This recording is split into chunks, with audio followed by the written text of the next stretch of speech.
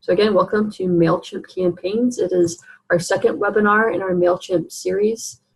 During today's webinar, we're going to talk about the importance of having a template, how to set a template up, how to use that template to create a campaign or your email, and then how to send or schedule out those emails and the benefits of scheduling versus just sending it out in the moment.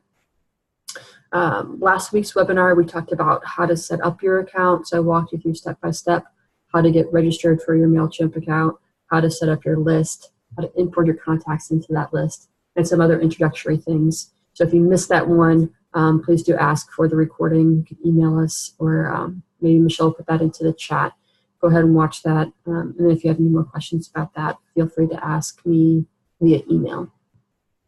Okay, so with that, we're going to get started here. I'm going to go ahead let me do this. My share screen doesn't always do what I would like it to do. Please let me know if at any time you're not seeing the screen that I'm talking about. So right now you should see a screen that says Wycliffe USA Partnership Development. Michelle, please let me know if that's not the screen that's showing. So this is the website that you actually registered on. The home page looks like this. So you registered by using these green register buttons. If you click to read more, you'll see that there's a few more resources for this webinar. So there's the FAQ, has a lot of resources and helps that you're going to hear me refer to throughout today. So if you're looking for some of those, this is where you would come and get that. You'll also see our branding guidelines. So I'm going to refer to some color codes and font types and logos and things like that. This is the place where you can come to learn more about the branding guidelines and also to get those codes and to find the different items that we have available to you for Wycliffe USA. It's a lot of it, some of it's stored in, all of it actually is stored in Unity. And then the webinar outline. So I just wanted to let you know that those are the resources we have available in addition to today's recording. Switching over to my MailChimp account, we're going to go ahead and we're going to start off with templates today. So a few things about templates before I show you how to create one. There's a lot of confusion typically around why it's important to have a template. So the reason that we encourage you to have a template is we want it to be as easy as possible for you to create your emails when it's time for you to do so. So instead of having to set up your footer every single time you write a newsletter, we put that information into the template. So any sort of repetitive things that you do in your newsletter. So maybe you have a banner that you use in every newsletter. Maybe you almost always have 2 paragraphs, or you break your newsletter into 3 sections, or you always share prayer and prayers requests. You always have these same sections over and over again. And those are the kind of items that we want to compile into your template so you don't have to start from scratch each time. We're also going to set things like fonts and colors and sizes and those kinds of things. And those are things that you're not going to have to think about each time you write your email. So we're going to do all that one time inside of a template. And then each time you go to create a new campaign or a new email, you'll be able to use that template as a starting place. Now, some people have told us that they like to replicate their emails and use their emails as a template themselves. We do not recommend you doing that. And the reason is it can mess with some of your features. So it can mess with your archive page, which I'll talk a little bit more about later today, I believe, today or tomorrow, today or during our next session. The archive page is what you would share with partners so that they can see all of your past newsletters. If you start replicating campaigns and changing images and links around, it can mess some of that up. And also mess it up if you're sharing these things in social media. So there is a way to create a template from your email, and that is okay to do. And I will show you how to do that later on during this session. But replicating the email itself is not helpful. It's not a best practice unless you're planning to use that replicated email as a replicate. So I've sent it to part of my partnership, my audience, part of my contact list. Maybe I've added a couple of people since then, and I just want to now send that same email to those new people. That's when you would do a replicate email. Okay, so we're going to go ahead and go into templates. And this is a place where if I'm a floating video in the upper right-hand corner, this is a place where you're going to want to move me out of the way. So in this upper right-hand corner, there's a button that says Create Template, and that's the button I'm going to click on. Okay. And you'll see there's a whole bunch of things that you can do with templates. We typically recommend that you use this one-column basic template. There are lots of people who want to use 2 columns, they want to have sidebars, they want to do all these fancy things with their newsletters. The reason that we do not encourage you to do that is for the same reasons that we encourage you to use MailChimp in the first place. So if you're able to force 2 columns into a mobile device, you're forcing your people to have to scan in and scan out again to see your content. So one of the reasons that MailChimp is a great tool is because when you use the one-column version, your partners don't have to zoom in to see your content. It automatically resizes it for whatever screen they're looking at. Another thing that sometimes happens when you use multiple columns in your newsletters is it shifts your content into a different format. So on your computer, maybe the content is side by side like this, but on a phone, it would suddenly shift to be top and bottom. And so when you do that, if you decide to do 2 columns, you're going to have to be really, really careful, send lots of test emails, make sure it looks appropriate on different size screens and different devices. So obviously we can't stop you from using multiple columns, but if you're going to do that, be cautious and make sure you're double checking everything to make sure the formatting still makes sense on various devices, to make sure your partners aren't going to have to zoom in and zoom out to read them, because if they do, there's a higher likelihood that they're not going to take the time to read it. Okay. So with that, I'm going to click on this one column option.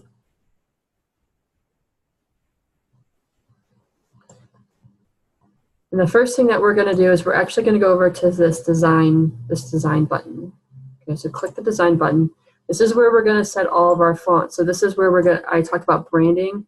We're going to set the same font for all the sections. We're going to change some of the colors. And this is all stuff that you're only going to have to do once, which is why we want to do it in the template, because it's not something that you have to do over and over and over again.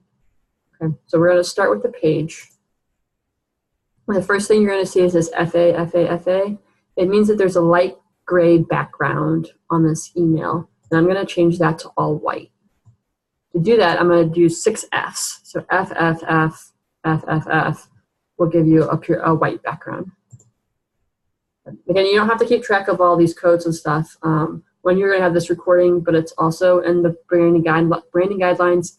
It's also in the FAQs. Okay, so it's in all 3 of those places for you after this. Jen, before we get too far into this, we have a question. Sure. Wondering if the 1 column full width is not recommended. That is a newer template that MailChimp has put out. Jill, I don't personally have an opinion on the full width one. I've not tested it out, and that is maybe something that you'll want to do if you want to try that full width one. What it does is it's going to get rid of these margins on either side of your newsletter, this white space on the left and right. I would tend to say that the white space is probably better. I think you hear that when we talk about best practices, is to try to have white space so it doesn't overwhelm the visual field of your readers. But if you want to try out that full width, I would say before you spend a lot of time building it, is to just throw some content into it really fast and then do a test on both your laptop and on your phone and see if that's really going to work for you or not. So after you've changed your background, keep scrolling down, and you're going to be looking for anywhere where there's a font name. So where it says Arial, you want to change that to either Verdana or Georgia, because those are the branding fonts for Wycliffe USA. Okay. Once you choose one, stick with it.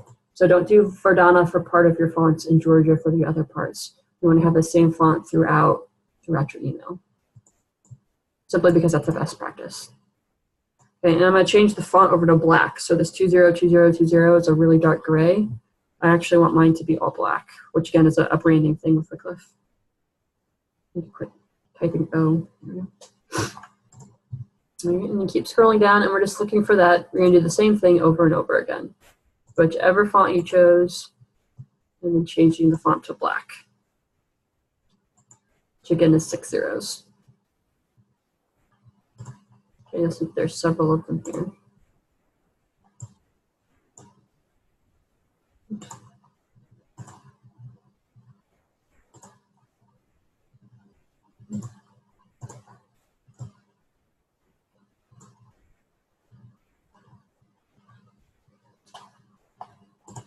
And just keep scrolling down. Once you have all of them, I usually encourage people to kind of scroll back up and just double check. It's real easy sometimes to skip over one of these.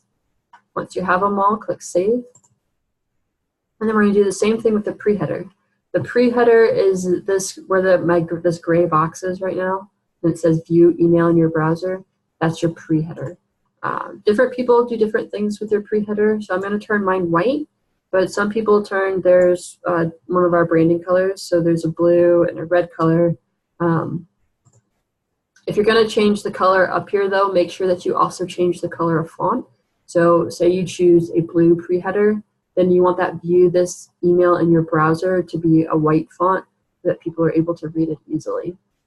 To change those things, you just keep scrolling down. Again, we want to change this to the font that you chose initially, so Georgia or Verdana. And then I'm going to change my font to black instead of to that light gray color. Again, make sure you change it white if you decide to make the background a different color. And then for this section specifically, it's really important that you also change this color because this is the link color and this is a link. So if you change this and this doesn't change at all, it's because it's a link and not text. So hopefully that makes sense. If once you change both of these, or just this one, this will go ahead and change over to your black color. Once you've done that, you click Save. Then we're going to go down to your header. And again, so this was already white, so I don't need to change that. But we're looking for a font, so we need to change the text again to the one that you've already chosen, and to the color. So I'm making mine black. Now I'm going to change this link color. So the link color is what you see here, where it says see what other MailChimp users are doing. That's the link color. And I'm going to just change it to our branding blue instead, which isn't terribly different than what's already there.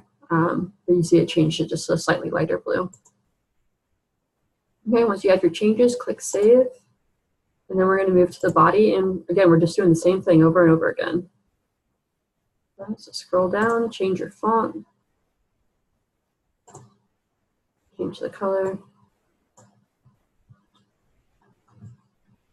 Make sure you see the little pound sign or hashtag next to the 6 numbers. Don't delete that. If you delete the pound sign, they will not change the color. They'll reset it to what it has started out to be. And I'm going to change this again to the branded blue.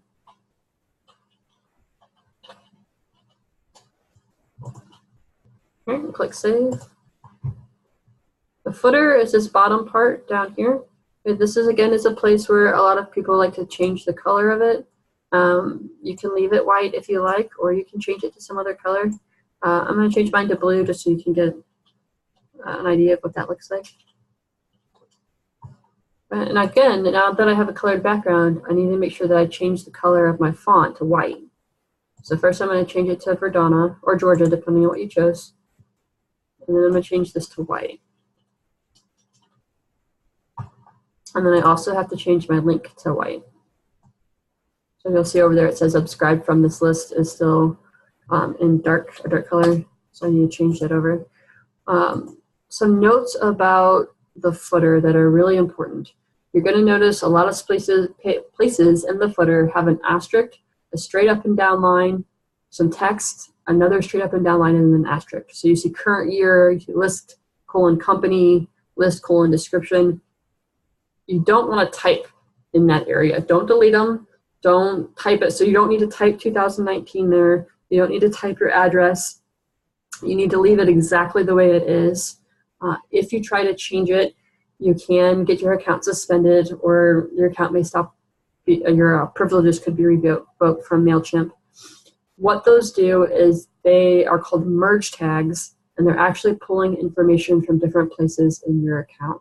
So when we set up our account during intro to MailChimp, you put in your address at that time, and you put in your name, and you put in different information, and they're going to draw from that, and that's what they're going to put here. Okay. Now there are things that you can change about the footer, which we're going to do in a little bit, but do not change the merge tags. Okay, changing the merge tags will cause difficulty for you. Also, while you're in template mode, if you do a preview and test, okay, which I'll talk about a little bit more here in a minute. But if you do a preview, the footer in the template mode will not fill in with information. The reason for that is the date and the address and all this information is connected to your audiences, your contact lists. So once you set up a campaign, okay, once you actually start writing your email, when you pick your audience or you pick your list, that is when the footer changes in the preview mode, and you're able to see all that data. I'm going to say this a couple of times in a couple of different ways. So if it's not clear, kind of hang with me, and hopefully it'll be clear by the end. But right now, if I do a preview, none of this information is going to change, and it won't in template mode. Okay, so keep that in mind. Lots of people get tripped up by that. The next thing that we're going to look at right now is mobile styles. And mobile styles simply refers to looking at it on a phone or looking at a tablet. If you want to change the sizes for that, you are certainly allowed to do that. I know some people do. I have not made any changes here for my own updates, and that has not been a problem for me. I know other coaches do shrink down some of the text sizes. If you decide to do that, you need to do previews with your phone and make sure that it's a size that's still readable for your audience. Make sure it's not too big, it's not too small. These are things that you can change if it's something that you want to do. For me, I change the pre-header visibility and I hide it. That's a personal preference. I don't like this view this email in your browser to show up on people's phones because I just don't like the way it looks. But lots of people do. So it is entirely up to you if you want that to appear in your mobile settings. Okay, so once you've changed this to where you want it to be, click Save. And the last thing is monkey rewards, and that's going to appear down here at the bottom where it says if rewards, HTML rewards. It's going to be one of these guys here. You have to have this, so don't delete that, okay? You have to have it. You just get to pick which one you want. If you have a darker background, make sure to use the white one. If you have a white background, either one of those is your personal preference on what you want to choose. Okay? Click Save and Close. And that's it for the design phase of it. Okay, so that's just the basics of setting up your template. The next thing that we're going to do is switch over to content. And again, as we're setting up our content, what we want to remember to do is include the basic outline of what your updates typically look like. So we're not going to actually put in images here, or we don't have to. We don't have to put in images here. We don't want to write our newsletter here. Okay, we're just looking for those items that we're going to typically use when we set up our newsletter. And I'm gonna keep kind of pointing that out as we go along. So for me, I always have some sort of banner in my newsletter. So that's an item that I would want to set in my template so I don't have to do it over and over again. So to do that, I'm just going to click on this logo box. And then on the right side is where I'm actually going to choose the image that I want to put in here. So I'm going to choose Replace. Now you'll probably need to upload some images. If you don't have any images already in MailChimp, you'll need to upload them in here. And if you click on Upload, it'll open up the file manager on your screen, and you'll be able to choose images from your computer. This is my banner, so I'm going to include my banner and click Insert. Okay, so it's inserted my banner into my template, and now there's a couple of things that I can do. One thing is if you insert your banner and say these numbers here say something like 1200 times 200 or 400, your image is too big, and they will actually warn you down here and say, hey, let's fix it. When you fix it, bring it down to 800 or 600 pixels across. I would like to give you a single number and tell you this is an image, this is the size your image should always be. But MailChimp likes to change things all the time. And so I can't unfortunately give you a specific width. It shouldn't be smaller than 600. Sometimes we find that it shouldn't be smaller than 800. But don't go wider than 800. You don't want this first number here to be bigger than 800. You don't want it to be smaller than 600. If it's too big or too small, they should warn you right here. There should be a link right here that tells you that it's not the right size. And I'm going to show you how to do some editing, so you can edit your picture here. So you'll notice like my banner has way too much white space underneath it. So I clicked on Edit, And I want to make it this shorter. Like I want to get rid of this space, but I don't want to go more narrow. So the first thing I need to do is I have to click this little checkbox right here because it's locking my dimensions. If this stays checked, I can only do this. Okay, so to get rid of that space, I also cut off my picture, and that's not what I want to do. So to get it to let me crop up and down or left and right, I have to unlock the dimensions. Okay, and now I can move this up and down. Okay. This is also where you can change the size of your image. So if you came in with a 1200 width and you need to change it to 600, you would just highlight the number, type the new size in. Before you do that, okay, so if you're changing the width, you will want to have this checked so that the height automatically changes with the width. If this is not checked and you change these numbers, it's going to stretch your picture or squish your picture and make it look wrong. So keep that in mind as you're messing with some of these settings. Uncheck it in order to change the boundaries and change the cropping, and keep it checked to change the width and height. Okay. So when you've got all that set up, click Save. Okay, and you'll see that it changed it for me. And then I'm going to click Save and Close. Okay, so there's a whole bunch of things that you can now add into your newsletter. One of the things that you can add, we're going to kind of go item by item here. One of the things you can add is a text box. The best practice that we encourage for text boxes is to only have one paragraph per text box. The reason for that is that we want you to be able to add pictures wherever you want. But if you use one text, so this is a text box, what you're looking at right now. This right here is one text box.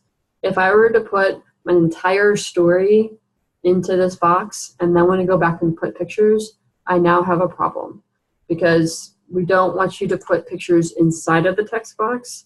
You actually need to use this image text box to add images. Okay, so one paragraph per text box is important. And so just kind of think it through. Do you typically have 2 paragraphs in your newsletters? Do you typically have 3? And then just put that typical amount into your template.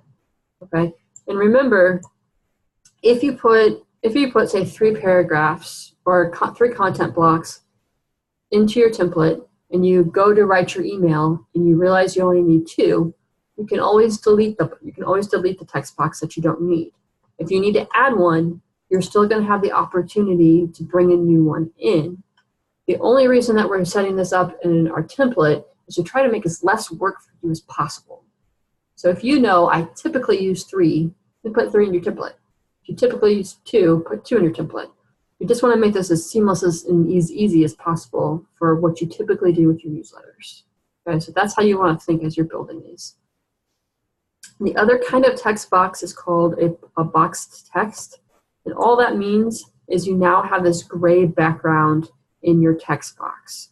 So the reason that I've seen people, or the way I've seen people use this gray background or boxed text block is for their prayer and praise requests. So a lot of people, when they send out their newsletters, they also include prayers and prayer requests. But this is a good way to kind of make it stand out from the rest of your newsletter. And you don't have to do it this way. It's just one of the ways that you can do it. So if you like this, then this is a way that you can set it up. Now you notice as I'm creating this, I'm not actually putting any of my prayer or praise requests into my template. And the reason for that is that's something that's going to change each time, right? Your prayer requests are going to be different each time. Your praises are going to be different each time.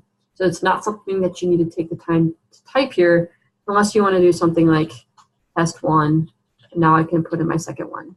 Okay, so if that's what you want to do, that's okay. But don't spend a bunch of time putting content into your template. Now, like I don't like the way this looks, so this is some place where I would now change this. Okay, so I'm changing this to be to the left instead of centered. And this is something that you do want to change in your template, because this is a change that you would make every single time that you write your newsletter. So if it's going to be a change that you have every time, then it's appropriate to take the time to do it in your template. Does that make sense? So it's not something that you want to have to do every time you write a new newsletter. So once you have this, you click Save and Close. The divider bars are if you have, typically people use these to break up stories.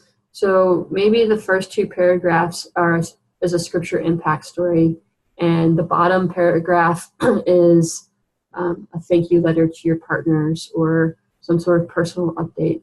In order to break that up, one of the ways you could do that is by using a divider bar like this and putting it between those text boxes. Okay.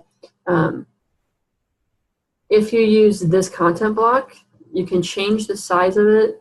You can see there's some different shapes that you can use. So if you want one of these different looks, and then you can also change the color, just like we did before.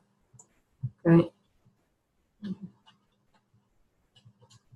Okay, and you'll see it changed it to the blue color that I typed in. And you can play around with this and see which ones you like best.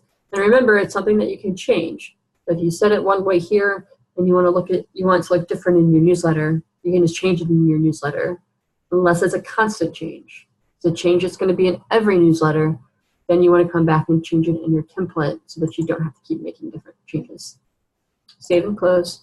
Another way that I've seen people do this divider bar is we have some pattern bars in Unity that you'll have links to through the FAQ and links through in some of the different resources I showed you on our webpage here. Okay, so it's in this branding area, and also here you'll find links to these. If you use one of those, you're actually going to upload it as an image instead of as a divider bar. And you just upload it as an image and place it over here, and it'll work the same way. And again, you'll want to check on the size and make sure it's not too wide and all that kind of thing. So the next content block we have is the image content block. This is a single image that's going to stretch all the way across your screen. Okay, and so if you typically have an image between your stories, you can use this. You see these 9 little dots right here that form a box. If I click on that, I can actually drag it up and down the page and just move it where I want it to go. So that's a way that you can add an image. I'm going to show you some different things that you can do with images. This is just one thing that you can do. Okay, so you see there's some different styles. You can put a border around your image, and you can mess with some of the settings, edge to edge, or pull it further across the screen. And then to upload an image, you'd click Browse. Now remember, you don't necessarily need to upload an image at this point because you're just setting up your template. So this image is probably something that's going to change from newsletter to newsletter, and therefore I really just need the content holder. Okay, so right now we're just going to leave it like this. One thing I want to point out before we go any further is if you go up into a text box, there technically is a way for you to insert an image into the text box, but we highly, highly, highly encourage you to not do that. Okay, and the reason that we encourage you to not do that is because this does not work like Microsoft Word or other word processing software tools. The text will not wrap around your picture. It'll just line up at the bottom of your picture, and then you'll have a giant space over it, and there's no way to fix that.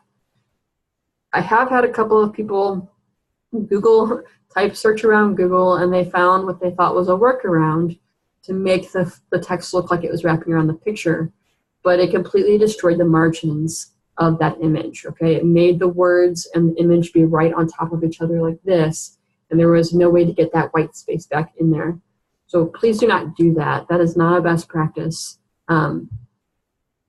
There are, for almost everything that I'm teaching you, there's probably a workaround somewhere that will make it do what you think you want it to do. And 9 times out of 10, if you try that, it's going to break it in some way. Okay, so if you try to do something really fancy, or you try to do something that MailChimp wasn't really designed to do, and you're forcing MailChimp to do it, it's probably at the end going to cause you a bigger headache than what you think you fixed. Okay, so as much as you're willing or able, try to stick within the confines of how MailChimp is set up to handle your content. Okay, try not to force it to do things that you would like it to do. And I understand that frustration because I was one of the people who tried to force it to do things that I wanted to do when I first started using it. And so I understand that it is difficult to make that change, but I think that you're going to be happier if you go ahead and try to do that right from the beginning instead of fighting with it. Okay, so that's my little plug for not fighting with MailChimp. The next thing that we're going to look at is what they call an image group. And it's just what it sounds like. It's more than one image. And so maybe you saw this, you're like, what if I want 2 pictures side by side? This is how you can do that. So here you see you do have the option to do 2 images side by side. Couple of caveats for this. One is if you do this image side by side, you don't want the images to be really big. Now again, I can't tell you what size the images should be because MailChimp changes it all the time. So what I encourage you to do when you upload an image is check over here and see if there's any warning messages. Does it say that you need to fix something? Does it say, hey, this isn't going to look right? If it does, heed those error messages, click on them, and they will help you straighten it out. Okay, so don't ignore those or you will have negative effects.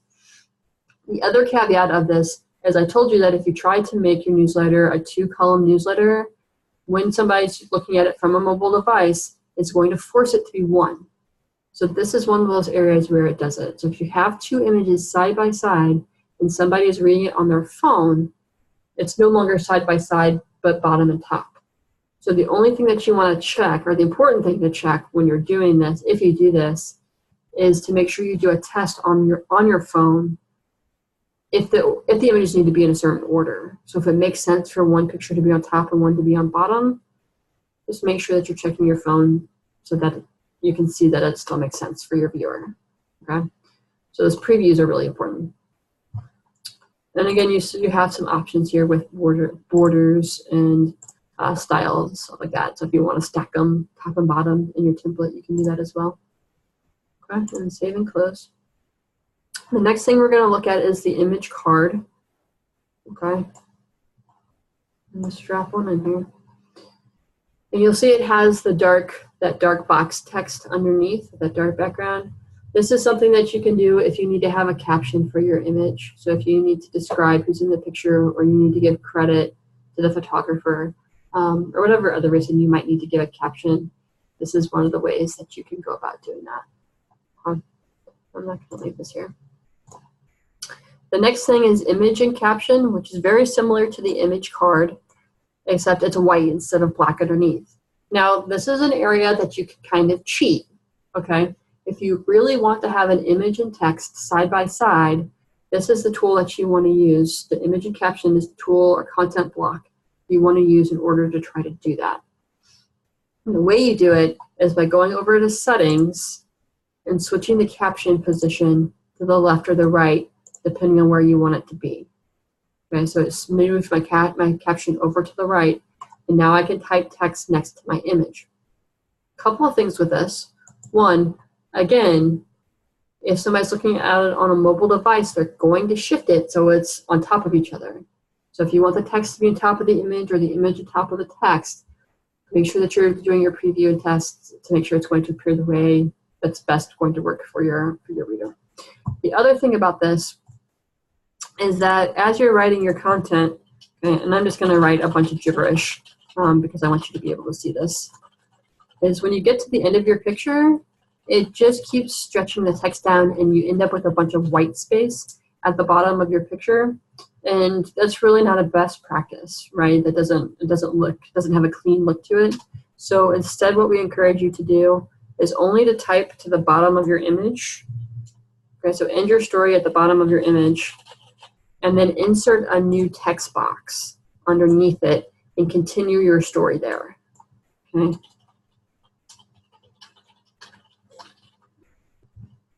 And that way, for people who are looking at it on the internet, it's going to look like it's a flowing story instead of this stretched out thing on one side of the screen. Right? So that's kind of a trick that you can do with that. The next is the social share and the social follow buttons. And that is referring to these 3 icons right here.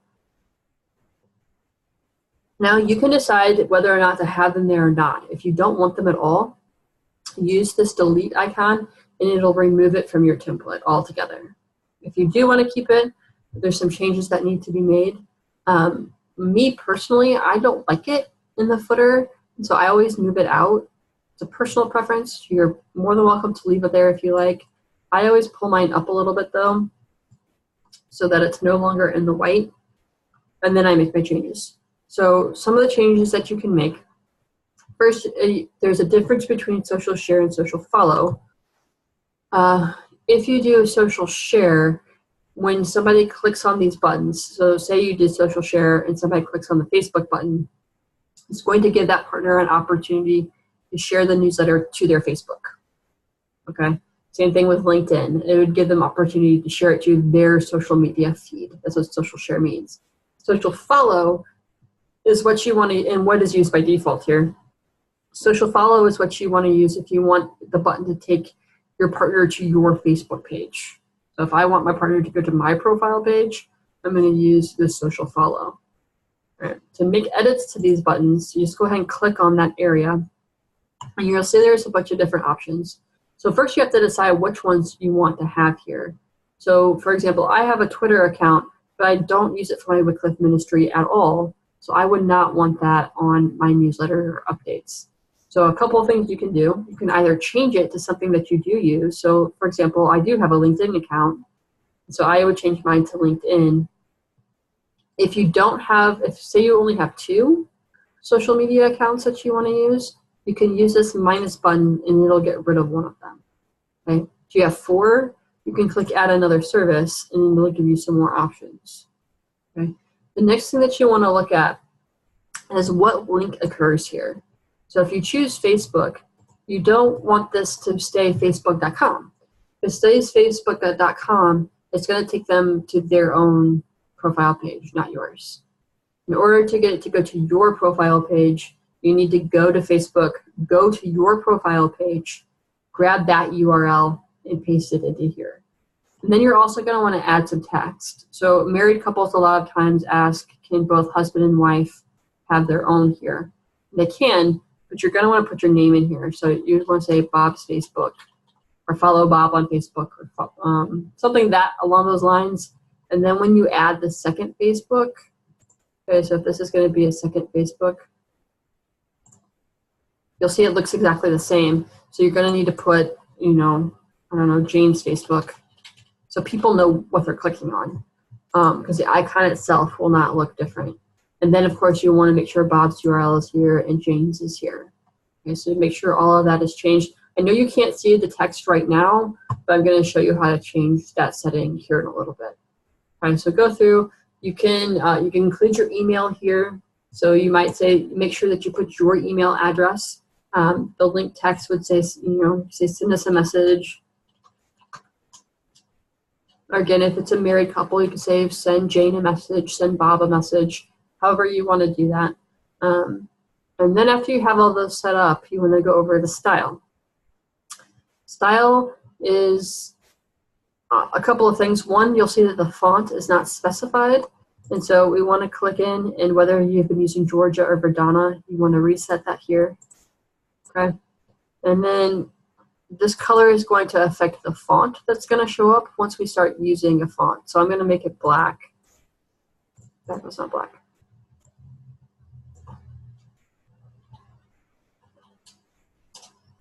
Okay, so it'll be black once that font shows up. And then we're going to move over. Oh, also you can set a background if you want. So if you did want a different color, you can click on a color or type a color in and give it a colored background. If you do give it a color background, of course, you're then going to want this font to not be black but white, right? So I would change this to all S. I obviously wouldn't use red here, but I'm not going to take the time to find an appropriate color. Just note that I would not use red or blue together. Once you have that set, go over to settings. And this is so now we're looking at the display. And this is right now, it's showing icons only, right? There's no labels next to them. Now you could change it to only be your labels, which may be a little confusing for most users. Or you can do both icon and text, which is what we recommend.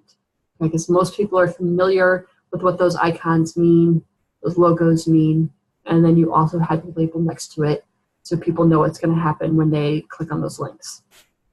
Okay, the next thing that you can do, there's a couple of things you can do. You can change the alignment. So if you want it to be the left instead of center, you can change that. You can change it to fit to width. So it if you have a colored background, it'll cut off part of the colored background. You can change how the icons appear all of this is personal preference. My preference is this one, but that doesn't have to be yours. Do which one you think looks best. And then you can also choose an icon style. So you can do just the outline of the icons if you prefer having the solid ones. You'll see there's some different color options and stuff here. One thing that we want you to keep in mind is this is something you're setting up in your template, because this is something you don't want to change for each newsletter. Okay? You want this to look the same each time. The other thing I want to alert you to is that even if you take the time to set these up, there's a good chance that most of your partnership team will never even see that they're there. Okay, the story that I like to share about this is I have a partner who is very, very dedicated. She opened every newsletter. She was at every meeting we had. She prayed. She's a very dedicated partner to my Wycliffe ministry. But it was and I had these buttons on my newsletter for probably about 4 years. And suddenly one day I got an email from her saying, I didn't know you had a LinkedIn page. She had just seen those buttons for the very first time. And she read every single newsletter I sent out. Okay. So kind of the moral of the story is if you want to use these buttons, know that most people aren't going to see they're there unless you talk about them in the body of one of your emails. Okay, so if in one of your first MailChimp emails, you put a paragraph about, hey, if you want to follow us on Facebook or check out our Instagram account or send us an email, you talk about these buttons, and then people would be more aware that they're there. But don't be surprised if you never get any activity on these buttons at all. It's very, very rare that I do. Occasionally I get 1 or 2, but I'd say 95% of the time, nobody at all clicks on these buttons. Okay, so don't be discouraged if you don't see a lot of activity with these. And that's about it for these buttons. The next is you can create your own button, and it just creates a rectangular button. There's a lot of things that you can do with this. You can make this your personal missionary page. Okay, so if you want people to be able to partner with you online, you say, partner.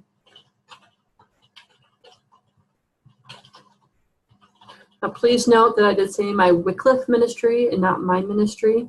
That is an IRS regulation. I know I probably said that a couple of times during the introductory session. It's really, really, really, really important for you to keep in mind. It is an IRS regulation. You can lose non-for-profit status.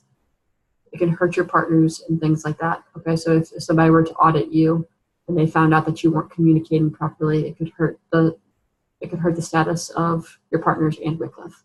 Okay, so please be careful with this. Do say my Wycliffe ministry. Then of course you'd want to use this as a web address to put in your partner's, your PNP link. You would put that there. You can use this for different things. So I've seen people use this for taking surveys with their partners. If they want their partners to sign up for something, you can put that here. Another thing that I've seen people use this button for is to include a PDF version of their newsletter. So I do want to talk about that for a minute. If you are sending your newsletter to churches, you still need to have a PDF in most cases, you still need to have a PDF version of your newsletter included with your MailChimp newsletter. The reason I emphasize that is because we've had a number of churches reach out and say, why are our missionaries no longer giving us a way to print their newsletters? We want to be able to share them. The downside of MailChimp is MailChimp, and I mentioned this in the first webinar, MailChimp does not provide a way for you to print out your newsletters. Okay? They do not create a PDF version for you. You have to have a separate template to create that yourself. So whether that's in Word or in Publisher or however you do that, have a separate template to move your content over so that you can include a PDF version. When you have your PDF version created, you would switch this to, you say something like,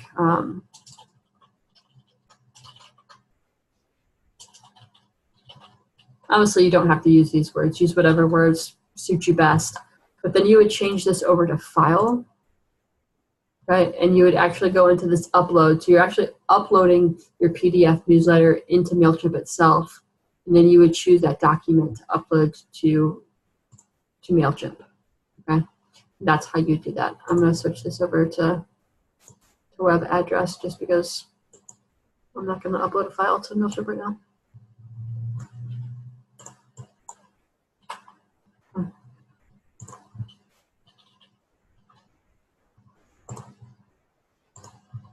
The other things, some settings for the button. You can change the style, so you can give it a border if you like. Some people like to make these look a little bit fancier. If you want to have a border, the border has to have a color. Okay? If you don't have a color, then the border won't show up. You can change the width of the border, so if you want it to be wider, you have to keep that PX in there, right? It stands for pixel. You can change the width of it if you'd like, or not have a border at all. That's, of course, optional. You can round the corners of the button if you like. You can see that happening over here as I move it up and down. Okay, you can give it a different background. So maybe you want it to be a different color. Obviously, you want all your colors to kind of be consistent throughout your template. I'm just picking random colors because I don't want you to have to sit and watch me find all the codes. All right. You want to make sure that the font is the right kind. So if you've been using Georgia, use Georgia. If you've been using Verdana, of course, change it to Verdana. Then you can just go over to settings, and you can tell it you want to go the full width of your page if you like, or maybe you like it to be fit to text, whichever one you think looks better. Click Save and Close, okay, and that's a button. Of course, you can have more than one of those if you like. Be careful, don't put like 8 buttons on top of each other. Okay, I have seen somebody do that where they had a button for their personal missionary page, one to print their newsletter, one to a song they liked, one to a poem they liked, one to a scripture verse they wanted to share, one to a video of some kind, and then he said button after button after button. Be careful with that. The more your newsletter does not look like a traditional email, the less likely it is to get into your partner's inbox. Okay. You want your newsletter to look as much like a traditional email as possible. It doesn't mean that you can't share images. It just means don't, like, this is too many. I probably wouldn't put 6 images into my newsletter and 8 links and 5 buttons. Okay, that starts to being too much content. You want to keep these as simple and clean as you can. One, for reader engagement. Okay, think about yourself. If you open a newsletter or an email from somebody and you have to scroll and scroll and scroll and scroll and scroll to read their newsletter, either you just delete it or you tell yourself, I'll read this later, and then you never get back to it. So think about that when you're writing your newsletters for your partners. You don't want them to have to scroll and scroll and scroll and scroll to see all of your content. You only want them to have to scroll maybe 3 or 4 times maximum before they can read everything. So, and then keep that in mind. Now the footer, you can kind of break the rule for that because nobody reads the footer usually. All right, but when you're doing your prayer and praise requests and you're making the body of your image, you don't want to overwhelm your partners with information. All right, so finally, the footer. The footer is often the most complicated part for people. So bear with me, or I'm going to try to take you through this step by step. Again, we don't want to change the merge tags. Don't delete the merge tags, but you can add information. Okay? So if you don't like these social share buttons, but you still want to share your email addresses, this is a place that you can type those out. This is a place where you can share your phone number if you want to share your phone number. We can add a Wycliffe logo. We can, if you're using this for partnership development, you need to have a message in here about if they write a check, that the check needs to be made out to Wycliffe Bible translators with a note that says for the preference to the Wycliffe ministry of and your account number. Okay, so all that information, if you want to have all that information in your footer, which is typically where we recommend it to be, you would go ahead and click on this. And different people do this in different ways. Okay, so I'm going to show you one way to do it. If you want to do it a different way, you're more than welcome to do so. I'm just going to give you the way that I've typically ended up doing it. One thing that if you're not married, that you'll probably want to change where it says our mailing address is you'll want to change it to mine. Okay, it's just a little thing, but important. The next thing is I typically make this 2 columns. So I've preached this whole time, don't do 2 columns. I like to do it 2 columns just because it is a lot of information. If somebody is looking at it on their computer, it's going to be easier for them to read. If they're looking at it on their phone, it's still going to be really long. Okay, we haven't gotten around that. It's still going to stack it on top of each other. And so that's why I said a lot of people won't make it 2 columns. They'll keep it as one. It goes just straight down. So this is my personal preference.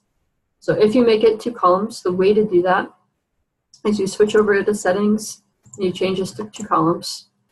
Okay, and you'll notice that they copied the information. So this is the exact same information on the left and the right. we're going to delete one side of it. Okay, so I'm going to switch to column 2, and I'm going to delete all this information. It's okay to delete it from one side. It's not okay to delete it from both sides. Okay, so the first thing that I'm going to put into mine is I'm going to put in this information here, which is Wycliffe's address and then the giving information. Okay, and then the other thing that I like to add is a logo. So this is the other place where I break the rules that I've been telling you this whole time. Okay, so the footer is a place where all rules are broken. In order to add a logo into your footer, the footer of your template, you actually do have to use this little image icon. Okay, this is what I told you not to do up in the body of your email because it's going to mess things up. It's okay to do it for one logo in your footer. It's the only place that you should do this. Okay, so click the little image icon. And you may have to upload a logo, right, if you haven't already done so. You go to Unity to get the logo, click Insert. And we're going to want to change this. The 1621 is way too big for a logo. I make mine 150. You're free to play with the size. You might want your smaller, a little bit larger. Once you have it set, and you might go back and forth, right? So save and insert image. If you decide this is too small or too big, you just double click where you know the image is, and it will let you choose a new size. Okay, that's all there is to that. So that's the footer. I also don't like this line, so I always delete mine. But that's up to you. If you like the line, feel free to keep it. The other thing I wanted to talk about that a lot of people want in their template is their signature. So if you have a special signature, you can include that by doing another text box and just typing in, this is my tagline.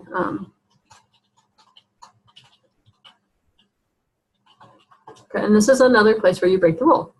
So I use that little image icon again.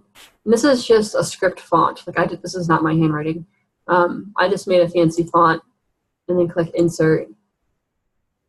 And again, I want this to be pretty small. Okay. And then for me, I like it to have this part right aligned. And then I click Save. Now see, I would actually make this a little bit bigger. So I double click, go back in, make it a little bit bigger, save and insert. Okay, now I like that size, so this is how I would leave it. Now I never have to insert my signature again because it's in my template. Okay. Now you'll notice that there's a code box here. I'm not going to talk about that here because that can get complicated for beginning users especially. And you shouldn't really need it. The other one is video. So if you want to share a link to a YouTube video or some other kind of video, you do have the option to do that. I'm not going to go through all the details of that, but it's pretty self-explanatory. Just fill out all the different areas of the video, and you'll be able to, you should just be able to share the link, and it'll give you a preview image of the video. Okay, so that is your template. Now again, you can do a preview here. Okay, so if we enter preview mode, you can get a preview of what it's going to look like, but again, none of this information got filled in. Okay, and it's never going to in your template. It's always going to look just like that. Okay, you can also get a mobile view. Okay. And this is a place where you can see things got stacked on top of each other. Okay, these got stacked. My footer got stacked. Okay. So it's just a good place to check to see if it's how you want it to look. Okay. Now you can also send a test email. So if you want to send a test email, you can send it to yourself, which is a good idea. You know, it'll give you a better idea of what it looks like on your actual phone. You can look at it in Gmail or Yahoo Mail, different email servers if you want to check that out. It might also be a way if you're working with an RC or a PD coach and you need to have somebody check your template. This is a good way to do that. So if you send your test email, you just type in the email address you want to send to and send test. If you do want to send test emails, notice that you only get 12 per communication. You have 12 test emails for this template, 12 test emails for each campaign, and so forth and so on. So there is some limit to it, to be careful about how many you're sending. Okay? And that is it for the template.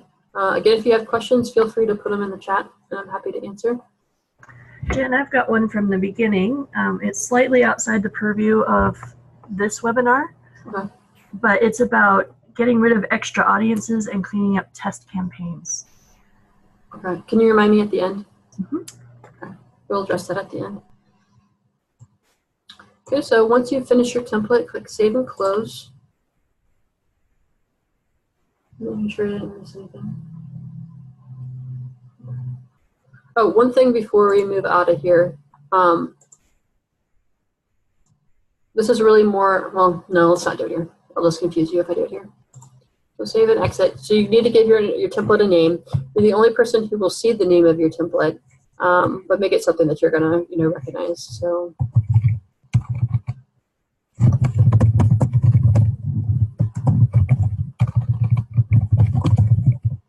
Okay. Name it whatever you'd like, though, whatever's gonna be helpful for you. And click Save. And now your template is ready to go. From here, we now want to use the template to create our email. So in MailChimp, they call emails campaigns. So we go over to the campaign screen. They've probably already created a test campaign for you. I always just delete this because I'm not going to use it. Okay. And so we're going to click Create Campaign. Click Create Campaign. Then you want to choose Email. And then you want to give your email a name. Okay. So it might be like this.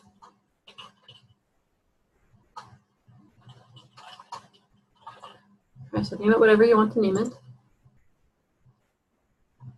First thing that we need to do, so this is the place where you set your audience. I'm going to click Add Recipients, and then you're going to choose your audience. My question was about how to make sure you need to clean these up, so we'll do that at the end of the session. So choose your audience. If you have set tags, this is a place where you can choose your tags.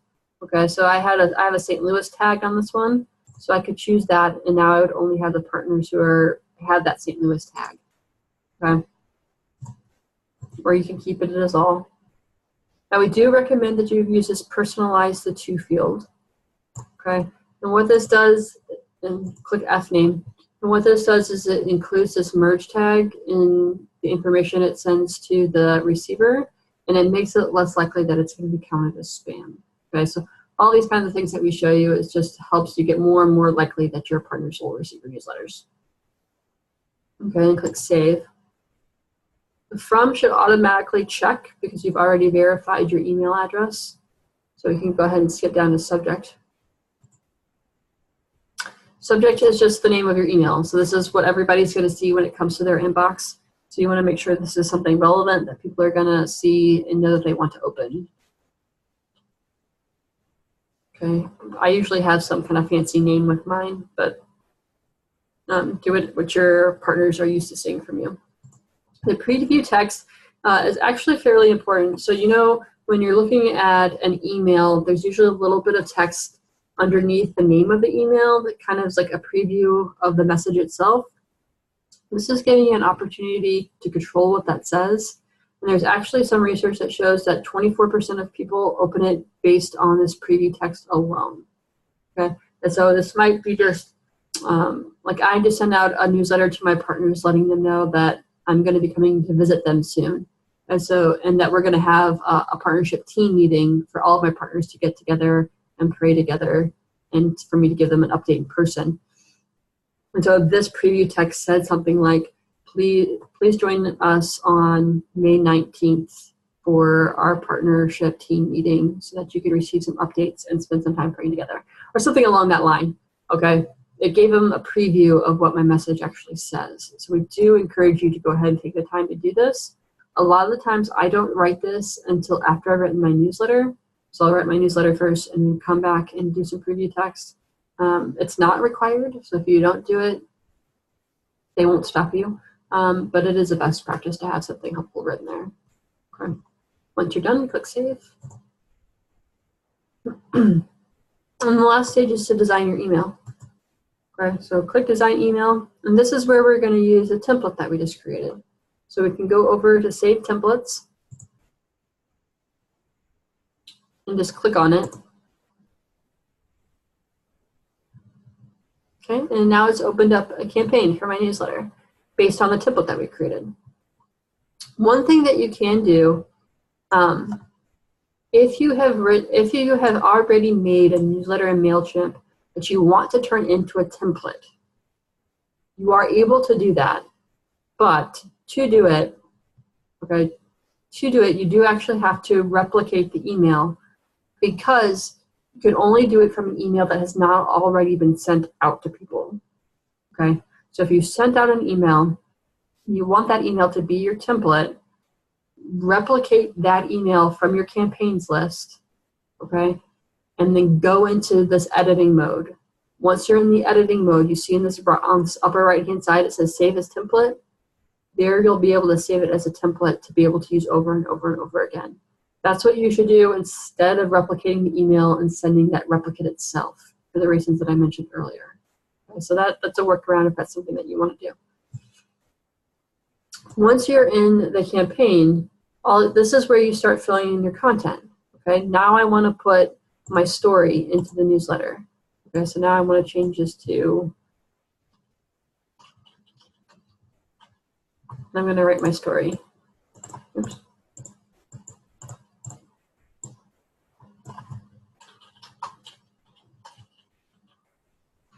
One thing about this text box that we see over and over again, if you type your story directly into MailChimp, just like I'm typing now, okay, right now, just like I'm doing it right now, then the formatting that they use is going to be the formatting we set at the beginning of the webinar when we did the designing. If you write your content in Microsoft Word or another program that's similar to that, and you copy it and you paste it here, it's going to keep the formatting from the original program. It's going to keep the Word formatting, and it's going to get messed up here. A couple of things you can do to fix it. One is when you paste it in here is you can choose this paste as plain text, and it'll strip the formatting out from Word. And then the other, because you'll notice when you start playing with these fonts and sizes, especially the sizes, is it's really, really frustrating, because I can highlight this text and click the size, and I still don't know what size this is. Okay, it doesn't tell you. So be careful about that. It does cause a lot of frustration for people. That's a little bit about how you can get around it. This is something that we talk about more in the workshops that we do, because we have a little bit more time to play around with the different features and get into more of the advanced details. So if it's something that you need more help with, a workshop is a good place to get that help. You can also reach out to me individually with the email that Michelle provides if you need one-on-one help with this sort of thing. So, this is where you'd also go ahead and put in your images. So I clicked browse, just grab the image that you want to have in there, click insert. Okay, and then I'm happy to change all of this font because it will not let you set, hold on, I cannot type and talk at the same time. It will not let you keep default font. So like the font that was there was MailChimp text. And so they'll see that and say, you probably don't actually want to send this to people with the text that we put in there. And so all that stuff has to be gone before they let you send it out. Okay.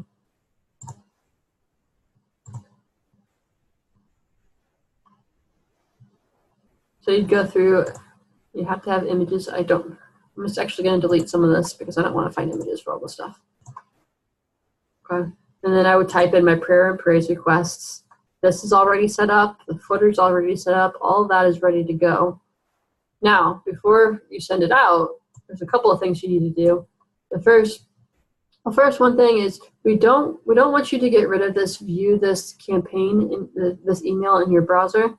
By the way, I just noticed that we have gone over our 1 hour time. So if you do need to go, feel free to do so. We are recording this, so you will have the recording to go back to and watch later if you need to leave. Thank you for joining us. I will send out a survey later if you don't mind taking just a few minutes to fill that out. But I'm going to go ahead and finish this, and then I'll take any questions. Okay, so you do want to view this email in your browser. Make sure you keep that link, because if it does mess up for whatever reason in the person's email client, like an Outlook, they'll be able to click on that and see it in the browser. And it's a helpful tool to have. We talk a little bit more about that in future webinars. The next thing that you want to do is send it.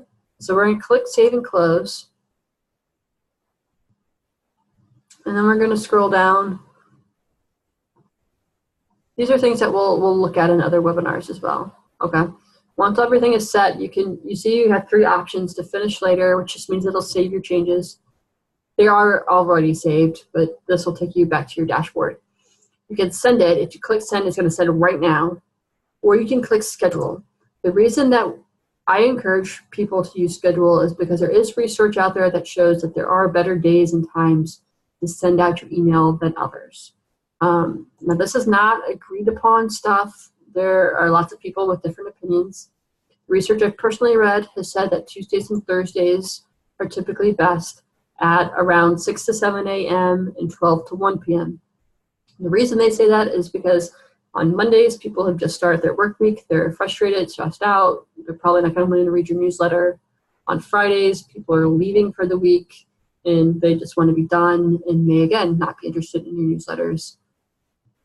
And then they choose those 2 times, between 6 and 7 a.m., because that's when people first arrive at the office, and so your newsletter will be at the top of their inbox when they come into work. 12 to 1, same idea, but at lunchtime. So, and again, there's been different people who've had different results. Some people say, I get better results when I send it on the weekend. So to some degree, it's going to be knowing your audience well, knowing your partners. If you're trying to get something out, if a church needs something by a certain date, make sure that you're abiding by that deadline. But just some ideas that you can keep in mind as you're deciding whether or not to send or schedule your campaign. Once you've done that, make sure it's the proper time zone. It needs to be the proper time zone for most of your partners as opposed to you yourself. So if most of your partners are in the East Coast and you are located on the Pacific, probably just want to go ahead and leave it as Eastern because that's when they're going to receive it. So do this in a way that's going to cause the least confusion for you. Okay. Now again, it'll only be off by an hour or 2 either way. So just decide what's going to work best for you. And then when you're done, go ahead and click Schedule Campaign. And you'll get this. If you click Send, it will say something similar to let you know that it's been sent out. Oops, sorry about that. If you schedule your campaign, you can go back and change it if you need to. You can go back to the campaigns page. And you'll see here it says pause and edit. So I can actually stop, do some edits, and then tell it to send again. Okay, so that is something that you can do. That is the most important information of this webinar. I'm not sure how I went so far over. We went over templates and how to why those are important, how to create one. Remember, we have some templates that you can use that are already in our MailChimp website. You're free to use those if you like. We talked about how to use those templates in your emails and campaigns, and then how to send or schedule those out. In a couple of weeks, we'll have MailChimp tips and tricks, and that will go over some more of the advanced features of MailChimp, including how to read reports and some other important things like that. So please join us for that. Again, we'll be recording. I am going to go ahead and stop the recording, but I'm also going to stay to take questions. So I know I had one that I haven't answered yet.